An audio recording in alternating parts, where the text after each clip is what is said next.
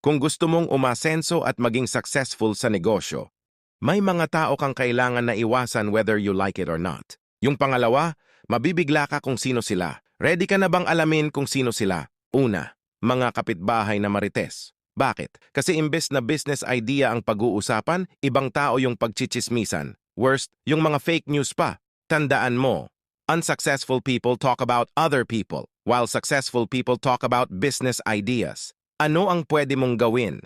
Makipag-network or makipag-meet ka sa mga tao na kaparehas mong mag-isip, sa mga tao na may business mindset o mga taong successful na sa industry na napili mo.